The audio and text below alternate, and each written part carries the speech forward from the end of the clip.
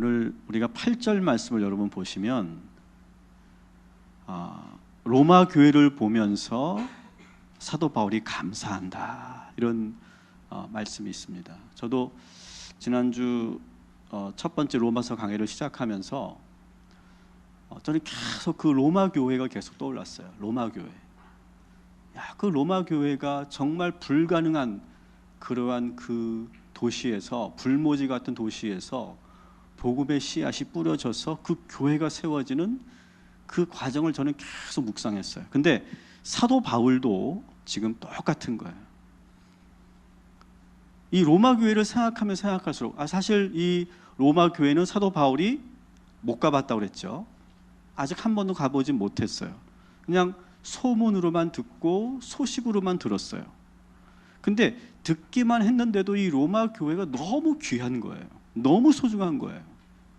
아주 오랜 시간 수많은 핍박과 어려움이 있었지만 복음의 씨앗이 로마에 계속 뿌려지는 거예요. 계속 뿌려지면서, 그러면서 거기에는 지난주에도 말씀드렸지만 영웅적인 전도자도 없어요. 그죠? 바울이나 베드로나 요한과 같은 영웅적인 전도자도 없어요. 그냥 이름 모를 그런 전도자들이 홀씨처럼, 홀씨를 한번 영상해 보세요. 홀씨처럼 로마 전역으로 퍼져나가면서 계속해서 복음을 전하는 거예요. 계속 복음을 전하는 거예요. 지난주도 말씀드렸지만 이 강력한 권력을 가지고 있는 황제들이 교회를 핍박했어요. 그리고 교회를 흩어져 놓고 유대인들을 추방하는 일까지 있었어요. 그렇지만 이 복음의 씨앗이 뿌려지는 것은, 아주 조용히 복음의 씨앗이 뿌려지는 것은 막을 수가 없었어요.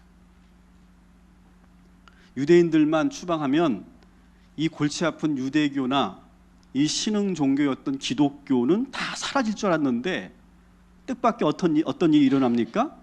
헬라인들이, 다시 말하면 이방인들이 예수를 믿기 시작하고 로마의 고위 관료들의 아내들이 믿음을 갖기 시작하면서 로마는 서서히 복음의 도시가 되어가는 거예요. 물론 이 바울이 이 로마서를 쓸 때는 아직 이 로마 교회가 막 그렇게 부흥하거나 그렇게 큰 영향력을 행사하는 것은 아니었지만, 바울은 그 척박한 그 세속 도시 안에 복음이 뿌려지고 거기에 성도들이 하나 둘 나타나고 교회를 이루어가는 것이 정말 감동이 되었던 거예요. 그러면서 이 로마 교회의 이야기를 들으면 들을수록 큰 은혜가 되었어요. 그래서 지금 오늘 8절에 있는 것처럼 하나님께 감사하는 거예요. 그리고 로마 교회 성도들에게 비록 한 번도 만나보지는 못했지만, 얼굴은 서로 모르지만 그 로마 교회 성도들을 바라보면서 고마워하는 거예요. 그래서 지금 바울은 이 로마 교회 성도들을 향해서 칭찬을 아끼지 않아요. 현재는 비록 작은 교회지만 그들의 믿음이 온 세상에 전파될 것을 믿음으로 선포하고 있어요. 그게 바로 오늘 8절에 있는 말씀이에요. 다시 한 번만 읽어봐요. 시작. 먼저 내가 예수 그리스도로 말미암아 너희 모든 사람에 관하여 내 하나님께 감사함은 너희 믿음이 온 세상에 전파됨이로다. 아멘. 너무 감사한 거예요. 그 도시에 어떻게 이런 교회가 세워졌을까? 따라합시다. 교회는 사람이 세우는 것이 아닙니다. 여러분, 교회는요, 사람이 세우는 게 아니에요. 교회는 자본으로 세워지는 게 아니에요. 교회는 프랜차이즈처럼 세워지는 게 아니에요. 교회는 예수 그리스도의 핏값으로 세워지는 줄 믿습니다. 그리고 교회는 그 수많은 주의 종들과 성도들의 눈물의 기도로 세워지는 줄 믿습니다. 그리고 교회는 아주 끈질긴 생명력이 있음을 믿으시기 바랍니다. 최근에 우리 동탄 이 신도시에 이제 들어선 지 얼마 안 됐죠. 우리 이 신도시가. 그리고 그 교회들이 이제 막 들어서기 시작한 게 얼마 안 됐어요. 저희도 이제 1년이 채 안 됐던 것처럼 많은 교회들이 아직 1년도 안 된 교회들이 참 많이 있어요. 근데 좀 안타까운 소식이 들리더라고요. 어느 교회인지는 그 정확하게 우리가 말할 수는 없지만 어느 교회가 문을 닫게 되었다라는 소식을 제가 들었어요. 마음이 참 아프더라고요.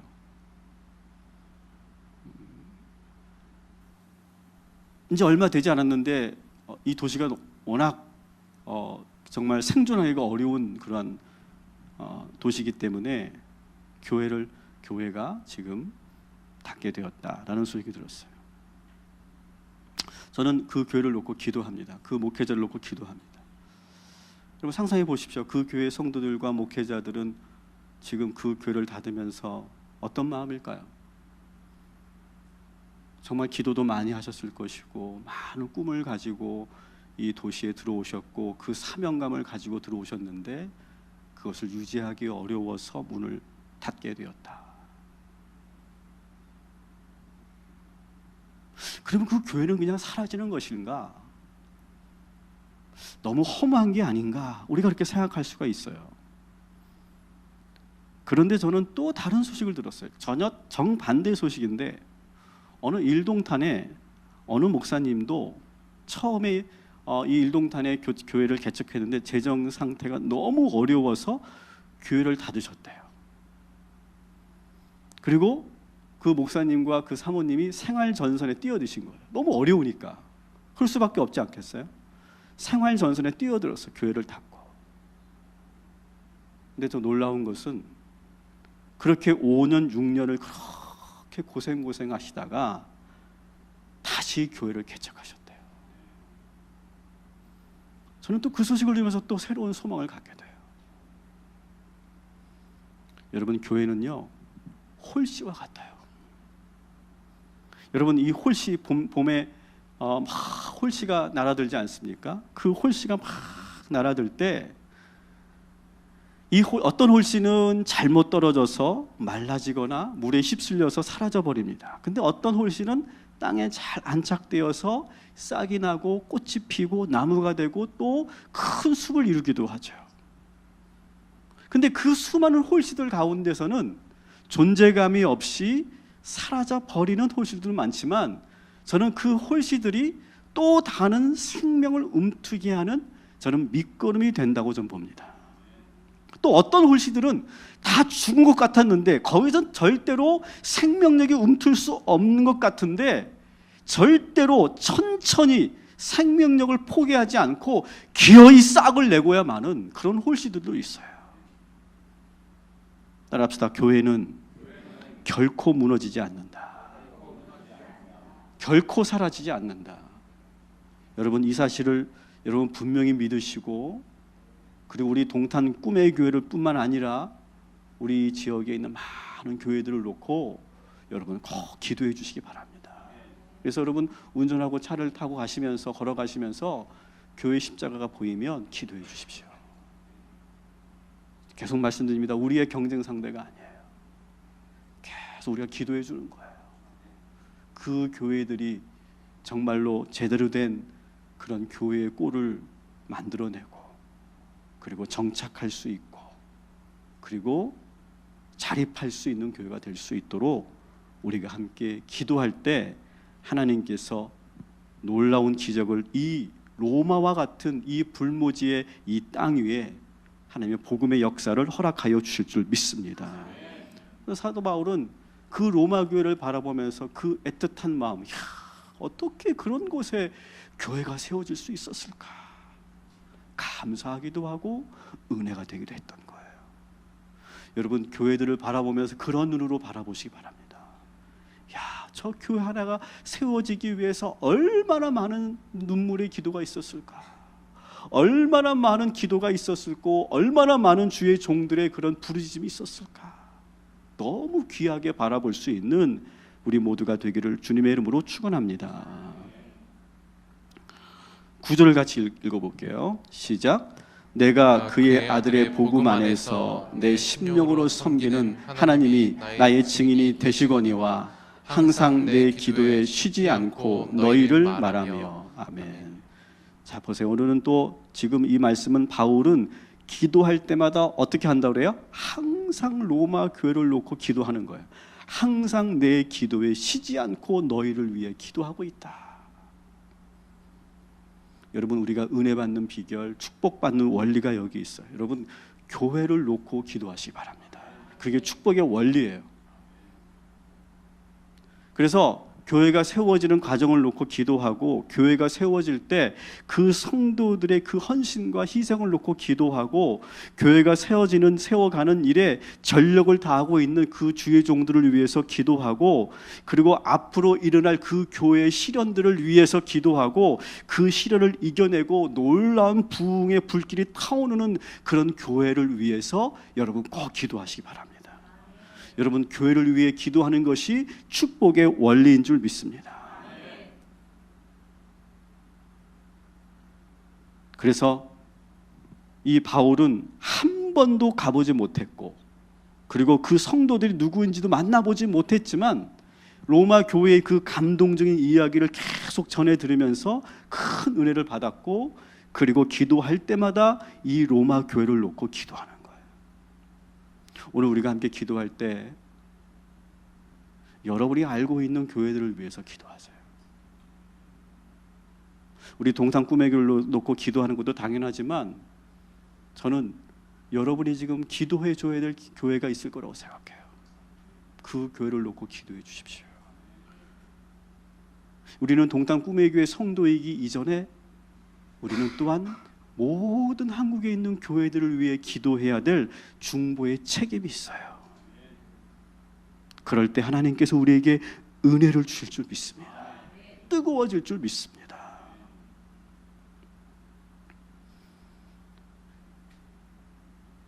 그러면서 사도 바울은 어떻게 하든지 내가 하나님의 뜻 안에서 로마 교회를 가겠노라고 이렇게 말합니다. 10절 같이 읽어볼게요. 시작. 어떻게 하든지 이제 하나님의 뜻 안에서 너희에게로 나아갈 좋은 길 얻기를 구하노라. 아멘. 여러분, 원래 바울의 성격은요, 원래 자신이 마음 먹으면 한다고 하면 무조건 하고야 마는 성격이에요. 바울은요 자기 의가 강한 사람이에요. 애니어그램으로 본다면 1번 유형이거든요. 그래서 자기가 옳다고 생각하면요 절대로 굽힘이 없어요. 불도저 같은 그러한 사람이에요. 그냥 밀어붙이는 사람이에요. 옳다고 생각하면. 근데 이 사도 바울이 다메섹에서 예수님을 만나고 예수를 영접하고 나서 달라진 게 있어요. 여전히 그 바울의 그 성품과 열정은 사라지지 않았는데 아주 결정적으로 변한 게 있어요. 그게 뭐냐? 오늘 10절에 읽은 말씀이에요. 무슨 일을 하든지 이제는 하나님의 뜻 안에서 한다. 여러분, 이 말씀을 여러분 상고하시기 바랍니다. 그 전에는 무조건 내가 마음먹은 대로 무조건 그게 안 되면 절대로 잠도 못 자고 밥도 못 먹고 무슨 수를 써서라도 그것을 이루어내고야만은 그러한 성정의 사람이었는데, 예수를 영접하고 나니까 그렇게 하지 않고 여전히 뜨겁고 여전히 열정이 있고 여전히 자신감이 있지만, 그렇지만 하나님의 뜻 안에서 이제가 있죠. 이제 나는 하나님의 뜻 안에서, 내가 로마로 가고 싶지만 하나님의 뜻 안에서 나는 가겠다. 근데 현실은 어때요? 13절에 보니까 지금까지 길이 막혔어요. 그래서 지금 못 가는 거예요. 근데 사실 갈 수 있잖아요. 여러분 지난주 지도 보셨죠? 고린도에서 갈 수 있어요. 근데 영적으로 막히는 것을 사도 바울이 느끼니까 옛날 같으면 튕겨나갔는데 가지 않는 거예요. 저는 이게 참 중요하다고, 이게 사도 바울의 놀라운 획기적인 변화라고 봐요. 지금 길이 막혔다고 속상해하거나 초조해하지 않아요. 원망하지도 않습니다. 누구를. 그것이 다 이제 하나님의 뜻 안에서, 지금 길이 막혔다면 기다리고, 그리고 순종하고, 그리고 이제 받아들이는 그런 사도 바울. 사도 바울은 그렇게 지금 성장해 가고 있는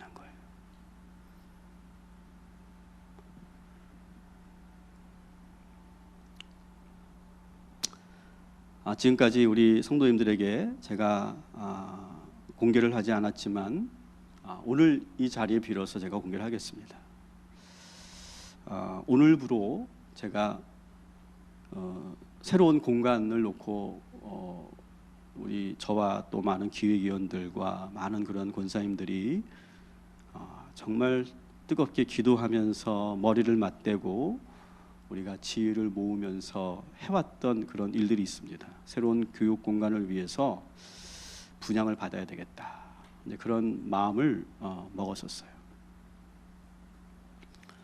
근데 오늘 그 문제를 내려놓기로 결정을 합니다.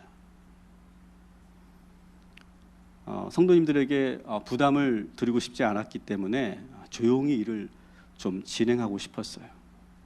근데 이상하게 일이 될 듯 하면서 계속 안 되는 거예요. 이 문제가 풀리면 또 다른 문제가 대두되고, 이 문제를 또 풀어내면 또 다른 문제가 대두되고, 계속 하면서 갈팡질팡하면서 지금 한 2달 가까이, 2달 넘게 지금 이 문제가 계속 딜레이 되는 거예요. 그 과정은 자세히 제가 말씀드리지 않겠지만 담임 목사로서는 참 많이 기도했던 그런 기도 제목이었습니다. 그냥 여러분들에게는 좀 막연하고 추상적으로 기도해 달라고 부탁을 드렸죠. 그리고 정말 최선을 다해 제가 노력을 했다고 저는 생각하고, 그리고 지혜도 구했어요. 또 어느 때는 막 일이 잘 뜻대로 되지 않으니까 인간적으로 좀 속상하고 뭐 이렇게 좀 가끔은 서운한 마음도 들고 답답하기도 했어요. 근데 최종적으로 기도를 하면서 내려놓기로 그렇게 결정을 했습니다. 저는 오늘 이 말씀이 저에게 큰 힘이 됐어요. 모든 것이 하나님의 뜻 안에서 진행될 거라고 저는 믿습니다. 지금 사도 바울은 길이 막혔지만 바울처럼 기다리는 거예요. 우리가 기다리고 새로운 길을 찾아 나서면 되는 거예요. 저는 뭐 바울만큼은 아니지만 저도 사역을 하면서 이전 교회에서 저는 많은 훈련을 받았거든요.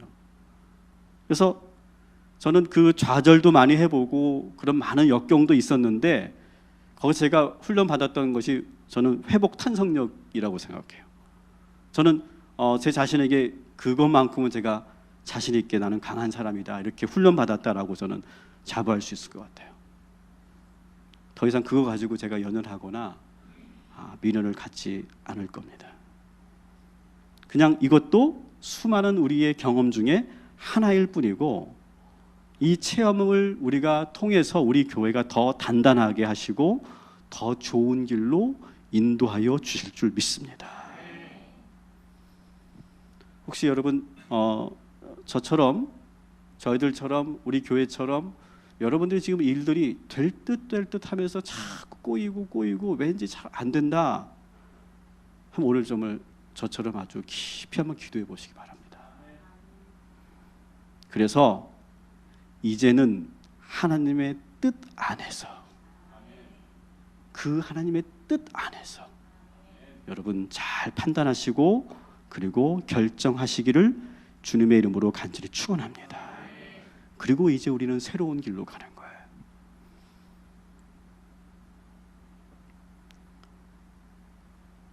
그러나 이 사도 바울은 로마로 가는 것을 포기한 게 아닙니다. 그죠? 지금 13절까지는 막혀 있어요. 하지만 로마로 가는 것을 포기하지 않아요. 여러분 잘 아시겠지만 사도 바울은 예루살렘에서 로마로 갑니다. 그죠? 그 지도 여러분 기억하시죠? 로마로 갑니다. 비록 그 로마로 갈 때는 피의자 신분으로 재판을 받기 위해서 로마로 가는 거예요. 그런데 좀 더 들여다보면 로마 군인들의 경호를 받으면서 아주 안전하게, 그것도 공짜로 로마로 가는 그런 길이 열리게 되는 거예요. 하나님의 일이 그렇더라고요. 하나님의 일이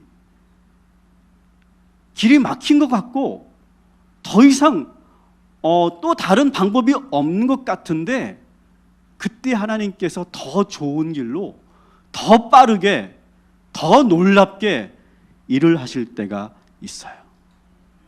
여러분, 막혀 있다면 그것을 꿈꾸시고 그리고 기도하면 새로운 길이, 새로운 문이 열리게 될 줄 믿습니다. 그러면서 이 사도 바울이 로마 교회를 지금은 가지 못하지만 꼭 가야만 하는 이유를 지금 언급하고 있습니다. 11절 같이 읽어보겠습니다. 시작. 내가 너희 보기를 원하는 것은 어떤 신령한 은사를 너희에게 나누어 주어 너희를 견고하게 하려 함이니. 아멘. 자, 11절 말씀 잘 보세요. 꼭 가야만 하는 이유가 있어요.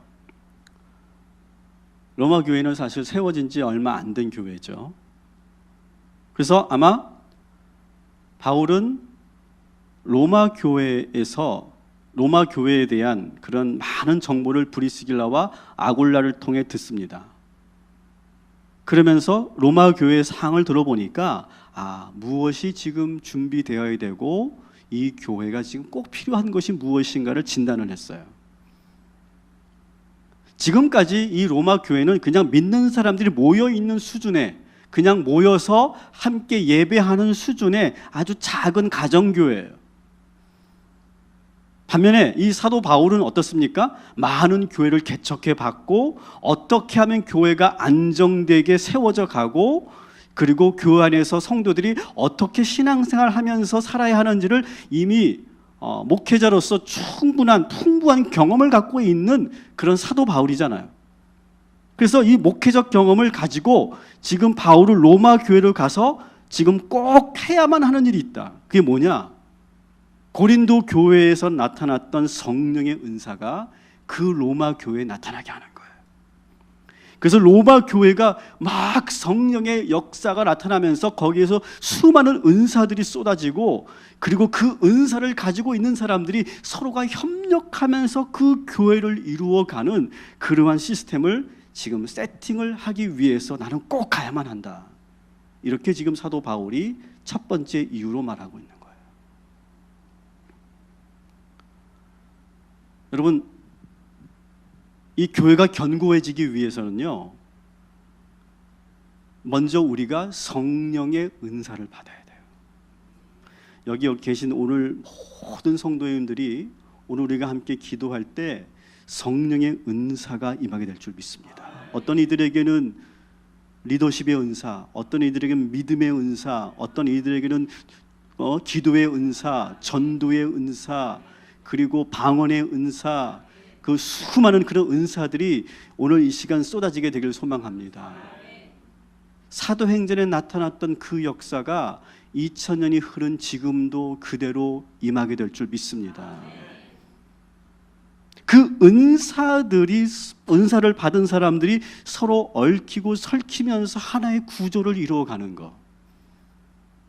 사도 바울은 이것이 로마 교회에 지금 절대적으로 필요하구나라고 진단하고 있는 거예요. 그 은사를 교회 안에서 잘 사용하는 거예요. 여러분, 이 고린도 교회, 지금 고린도에서 이 로마서 쓰고 있잖아요.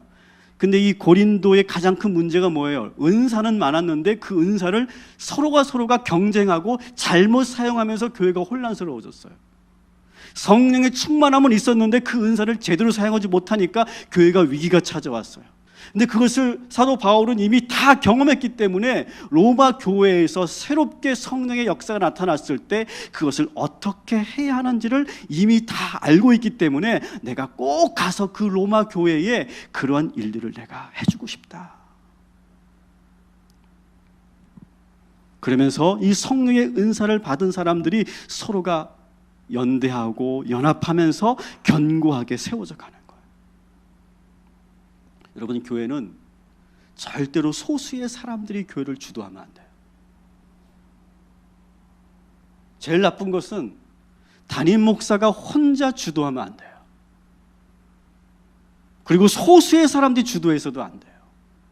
모든 성도들이 다 은사를 받고 그 은사에 맞게 각자가 서로가 톱니바퀴처럼 서로가 맞물리면서 함께 돌아갈 때 그 교회는 건강한 교회가 될 것이고, 그 교회는 도덕적으로도 윤리적으로 건강한 교회가 될 것이고, 그 교회는 정말 세상 사람들로부터도 칭송받는 교회가 될 것이고, 그 교회는 반드시 부흥하게 될 줄 믿습니다.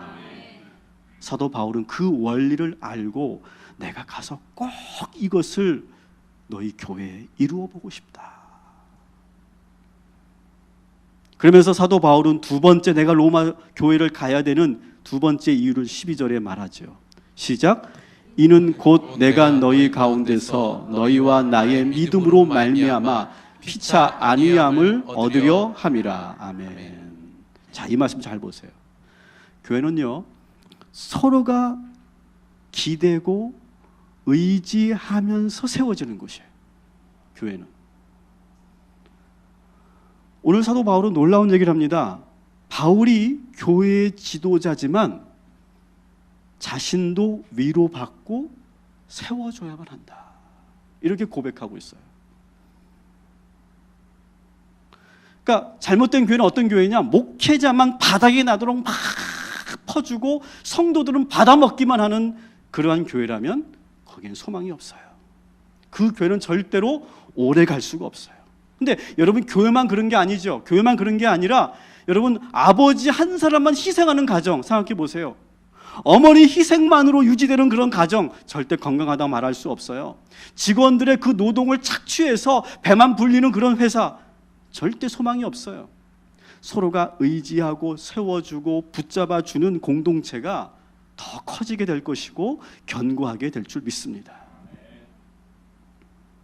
저는 여러분들에게 이렇게 고백합니다. 저는 여러분들이 필요합니다.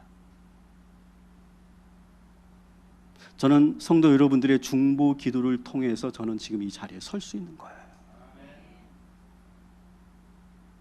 여러분, 만일 여러분들이 야, 저 김석현 목사 설교 진짜 못해, 그런 말을 한두 사람이 했는데 그걸 내가 들었다고 생각해 보세요. 그러면 저같이 제가 O형인데도 마치 그 소심한 A형과 같은 그런 기질이 있거든요. 그럼 제가 이 자리에 설 수 있을까요? 못 쓸 거예요. 그런데 여러분들이 기도해 주시고 믿어 주시고 그리고 인정해 주시면 저는 여기 설 수 있는 거예요. 여러분, 이 자리가 얼마나 힘든 자리인지 아시죠? 대표기도 해봐서 아시잖아요, 여러분. 대표기도 한 번만 해도 막 옆에서 보니까 아주 막 땀 삐질삐질 흘리면서 그 원고 하나 쓰려고 그냥 뭐 밤을 새고 뭐 아주 아우, 또 이상한 말 나올 뻔했어. 막 그렇게 하시더라고요. 사실 이 자리에 서는 게 참 부담스러운 자리인데, 성도 여러분들이 지금 저를 바라보는 것처럼 눈이 반짝반짝하고 그리고 정말로 기대하는 마음으로, 또 목회자는 무엇으로 삽니까? 따라합시다. 목회자는 성도들의 존경을 먹고 산다. 저는 목회자는 그렇다고 생각해요. 그런데 제가 존경받을 만해서 존경하는 게 아니라 먼저 여러분들이 존경의 에너지를 쏴주는 거예요. 저한테 그냥 먼저 쏴주는 거예요.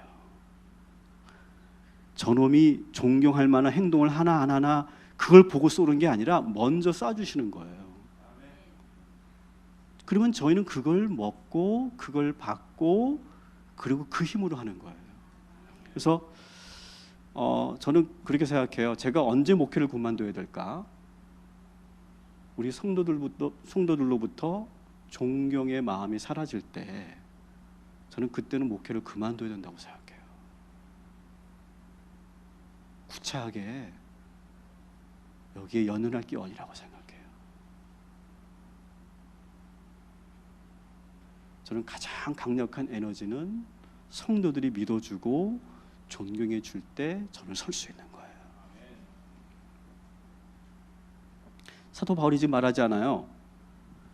너희와 내가 서로 신뢰를 바탕으로 서로를 위로하고 나는 너희들의 위안을 얻고 싶다. 내가 로마 교회를 가는 이유는 내가 너희들한테 뭔가 잘 해주고 그리고 교회가 부흥할 수 있도록 내가 도와주고 그런 것도 있지만 나는 너희들로부터 위안을 받고 싶다.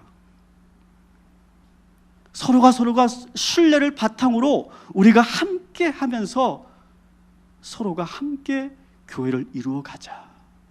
그걸 지금 말하고 있어요. 목회자와 성도들만의 관계만 그런 게 아니에요. 옆에 있는 성도와 성도들 간에도 마찬가지예요. 한번 옆 사람과 이렇게 인사합시다. 저는 집사님이 필요합니다. 저는 권사님이 필요합니다. 여러분, 신앙생활은 절대 혼자 해서는 안 돼요. 서로가 붙잡아 주는 거예요. 내가 힘들면 내가 기댈 수도 있어야 되고요. 내가 의지하면서 가는 게 교회예요.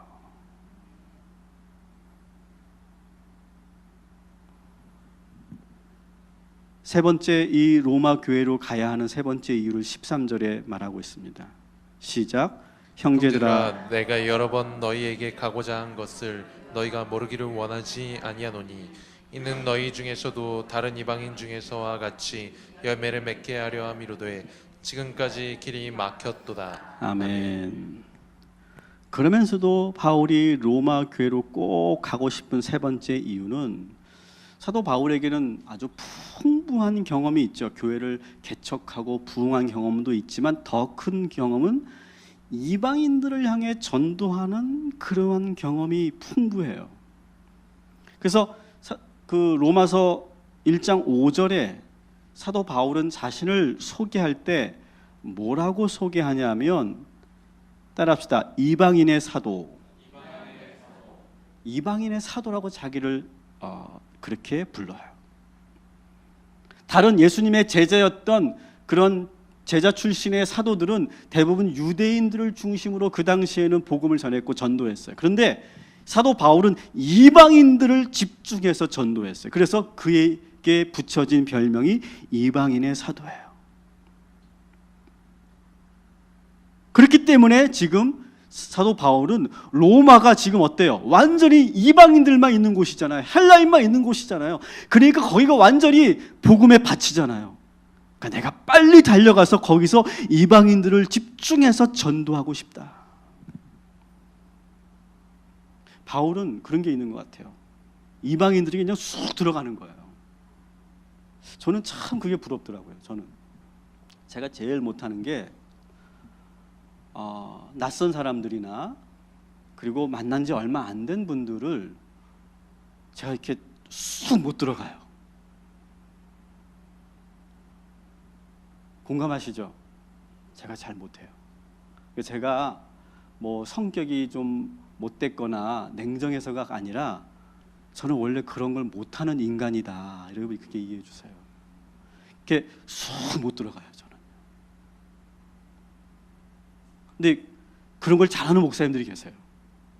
그냥 새로운 새 가족이 오면 쑥 들어가더라고요. 그래서 막 한 5분, 10분이면 막 그 새 가족이 마음이 확 열리고 막 얼굴이 화색이 돌고 막 그러는데 저하고 한 10분 있으면 서로가 어떻게 할지를 몰라. 서로가 무슨 대화를 해야 될지도 모르겠고 막 그래.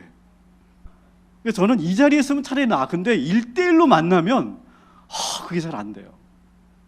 그러니까 저의 그 약점이다. 여러분 그렇게 이해하시고 들어주세요. 근데 사도 바울은 그게 아니에요. 그냥 이방인이면 그냥 쑥 들어가는 거예요. 그리고 또 워낙 그 헬라어가 능통하잖아요. 그러니까 언어의 장벽도 없으니까 쑥 들어가서 그냥 그 사람이 듣든 안 듣든 이해하든 이해 못하든 계속 예수 그리스도를 전하는 거예요. 근데 생각해 보세요. 이방인들이 예수에 대해서 뭘 알겠어요? 하나님도 모르고 율법도 모르고 성경도 모르는데 그 바울이 막 그냥 셜라셜라 하면서 알아들을 수 없는 말을 이방인들에게 하는데 놀라운 것은 이방인들이 그 말을 듣고 예수를 믿더라는 거예요. 저는 참 그게 부럽고 정말 놀라워요. 저는 목회하면서 여전히 제가 아까도 말씀드렸지만 그런 게 좀 잘 안 되는 사람이기 때문에 좀 이렇게 어려운 대상인들이 있어요. 제가 제일 어려워하는 대상은 중2. 얘네들은 너무 어려워.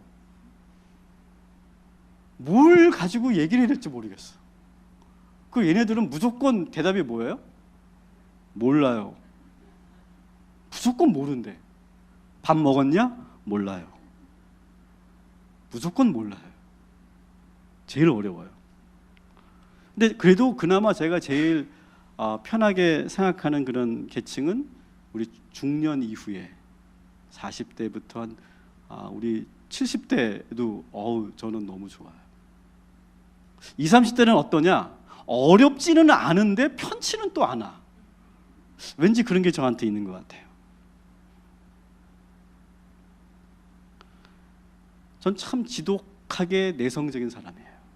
그러니까 제가 이렇게 단위에 서서 막 설교를 하고 때로는 여러분들에게 막 그냥 강력하게 부르짖기도 하고 또 웃기기도 하고 하지만 내려가잖아요. 저는 완전히 초죽음이 된답니다. 그래서 저는 참 나는 내 성격은 참 목회하기에 참 안 맞는 사람이다. 저는 그렇게 생각해요. 그런데 하나님께 저를 쓰시는 거 보면 나는 하나님이 정말 대단한 분이라고 생각해요. 그 아멘이 어떤 의미인지는 모르겠지만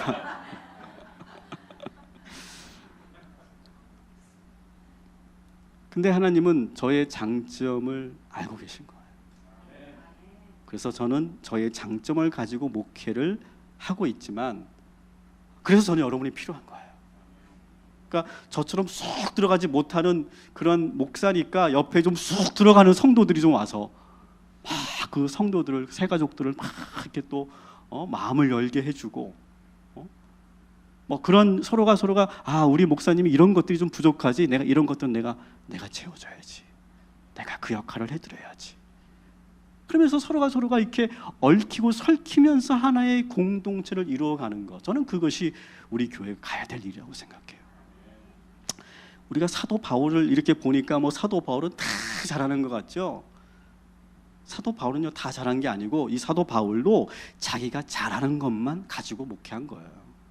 사도 바울이 제일 못하는 게 뭐예요? 남들하고 타협하는 게 잘 안 돼요. 이 양반은요. 제가 말씀드렸죠. 애니어그램 1번이라고.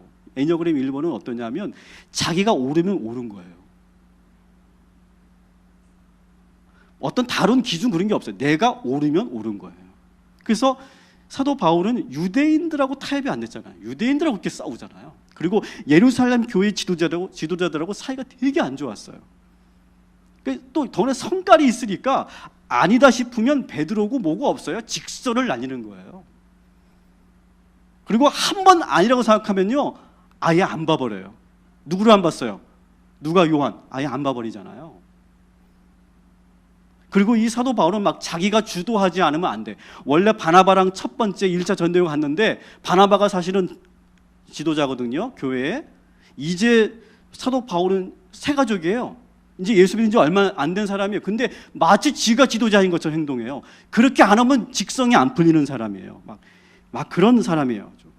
그래서 사람들로부터 이 바울은 어떤 이미지를 갖냐면 저 잘난 체 하는 사람, 자기만 잘났다고 말하는 사람, 그렇게 말해요. 더구나 이 사도 바울은 건강이 몹시 안 좋았잖아요. 만성 그 질환들이 막 여러 가지가 있으니까 사도 바울은 늘 컨디션이 안 좋아요. 여러분 막 두통이 있거나 막 눈에 안질이 있거나 막 속이 막 쓰려서 소화가 안 될 때 복음을 전한다고 생각해 보세요. 짜증나지 않겠어요? 그러니까 항상 이렇게 뭔가 깨끗한 상태에서 그 사역을 한 적이 거의 없어요. 그러니까 항상 신경이 예민하게 곤두서 있고 항상 정서적으로 불안해 있어요. 그래서 오라 나는 곤고한 자로다. 그 말은 어떤 그런 인간의 실존적인 고민이기도 하지만 사도 바울이 갖고 있는 그 감정의 그 역동이 어떻게 할지를 모르는 그러한 연약한 사람이었다는 거예요. 그리고 사도 바울이 가장 약했던 대상이 있죠. 누굴까요? 여자들. 내가 보기에는 사도 바울은 결혼도 못했지만 연애도 못했을 거예요. 일단 생긴 것이 좀 그렇게 생겼어요. 사도 바울은 제가 자신 있게 말하는데 저보다 키가 더 작았을 겁니다. 믿으시면 아멘 하시기 바랍니다. 삭개오도 저보다 작았을 거예요. 그리고 사도 바울은요, 머리가 벗어졌어요. 그리고 안질이 있었어요. 여러분, 어느 여자가 그 사도 바울을 좋아하겠습니까? 그러니까 사도 바울은 나는 결혼 같은 거 안 해. 겉으로는 그렇게 말하지만 사실은 여자들로부터 그렇게 인기가 없었던 사람이에요. 그런데 사도 바울은 자신이 잘하는 것에 집중하는 거예요. 여러분, 오늘 우리가 가지고 있는 약점만 보지 마시고 하나님께서는 여러분의 가장 좋은 것만 들어서 사용하여 주시는 줄 믿습니다. 저도 참 연약하고 부족한 사람이지만 이렇게 목회자로 만들어서 쓰시는 것처럼 하나님께서 여러분들에게 다 주셨거든요. 그 강점, 그거 하나로 여러분 이 인생에서 승부를 내시면 그것이 여러분의 그 강점 하나로 여러분들이 복된 인생, 성공의 인생, 성취의 인생을 살게 될 줄 믿습니다. 그러면서 이 바울은 뭐라고 얘기하냐면 14절에 같이 있습니다. 헬라인이나 야만인이나 지혜 있는 자나 어리석은 자에게 다 내가 빚진 자라. 아멘. 바울은요, 오직 관심은 모든 유대인들이에요. 여기서 헬라인과 야만인 이렇게 되어 있지만 이것은 다르게 번역을 해야 된다. 많은 주석가들이 말합니다. 헬라인과 비헬라인, 이렇게 야만인 하니까 좀 너무 그 비할레인을 헬라인을 이렇게 폄하하는 그런 발언으로 보이기 때문에 헬라인과 헬라인이라고 번역을 해야 된다 말합니다. 그들은 다 모두 이방인들이죠. 나는 이방인들만 보면 막 빚진 자의 느낌이 된다. 막 내가 갚아야 된다. 내가 정말 도와줘야 된다. 내가 저들을 가만둘 수 없다라고 하는 그 열정이 막 솟구쳐 오른다는 거예요. 그래서 지금 로마로 지금 빨리 가고 싶은 것은 그 로마에 있는 그 수많은 로마 시민들, 수많은 그런 헬라인들, 수많은 이방인들을 향해서 내가 빨리 가서 복음을 전하고 싶은 그 마음이 막 솟구쳐 오르는 거예요. 그리고 사도 바울은 꼭 가서 그렇게 전도하면서 궁극적으로는 어떻게 하는 거예요? 그 로마 교회를 부흥시키고 싶은 거예요. 사도 바울은 교회를 부흥시켜 본 경험이 아주 많잖아요. 아무것도 없는 곳에서 교회를 탁 개척하고 그 교회를 부흥시켜 본 풍부한 경험이 이 사도 바울에게 있었기 때문에 로마 교회로 가서 지금 이 불씨같이 남아있는 이 로마 가정교회를 불씨로 삼아서 놀라운 그런 교회로 세우고 싶은 그런 열망이 있는 거예요.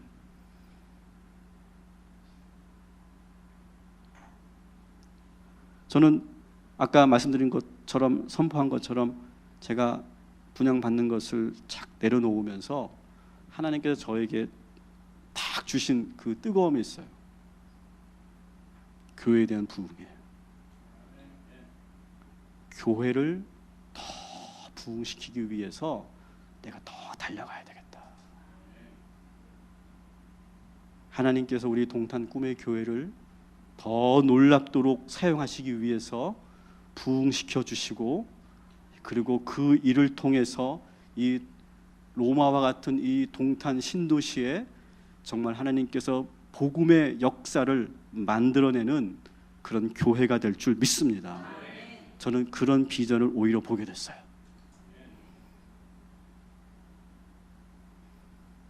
그리고 저는 이것이 자만일지 교만일지 모르겠지만 저는 이전 교회에서 교회가 어떻게 하면 부흥이 되는지 그것을 저는 16년을 보고 왔어요. 하나님께서 어떻게 그 교회를 부흥시켜 나가는지 그것을 보게 하셨어요. 경험하게 하셨어요. 그 한 복판에 있게 하셨어요. 그 중에 가장 중요한 것은 복음이죠. 복음. 저는 우리 교회가 복음 중심으로, 복음의 능력으로 우리가 온전히 서기만 하면 하나님께서 우리 교회를 놀랍도록 부어주시고 그리고 부흥시켜 주실 줄 믿습니다.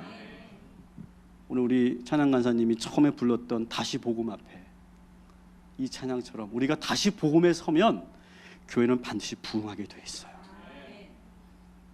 그리고 저는 참 제가 감사하고 행복한 것은 우리 교회 성도님들, 우리 프론티어들이, 우리 프론티어 여러분들도 교회가 부흥하는 교회에서 오셨잖아요. 우리 일기 프론티어들 말씀드리는 거예요. 그래서 이게 좀 달라요, 마인드가. 그래서 제가 참 좋은 것은 제가 하면은 그냥 우리 프론티어는 하고 알아요. 이게 이게 탁탁이 맞아요. 이게 합이 탁 맞는다는 게 쉬운 게 아니거든요. 이게 왜 그러냐면 어떻게 해야 교회가 부흥하고 어떻게 하면 교회가 더 파워풀하게 정말 하나님께서 부어주시는 교회가 되는지를 아는 거죠. 저는 여기 계신 여러분들이 저와 함께 그렇게 서로가 하모니를 이루면서 이 로마 교회가 정말 전 세계를 뒤집어 놓는 그런 교회로 중심에 우뚝 서듯이 우리 동탄 꿈의 교회를 그렇게 만들어내는데 저와 여러분이 하나가 되어서 그 역사를 이루어 가게 되기를 주님의 이름으로 간절히 축원합니다. 오늘 이 주신 하나님의 말씀, 그리고 로마 교회를 향해서 선포했던 이 사도 바울의 그 사랑의 편지를 여러분 들으시면서 우리가 다시 한번 그 말씀을 붙잡고 뜨겁게 기도하는 오늘 이 밤이 되기를 주님의 이름으로 축원합니다.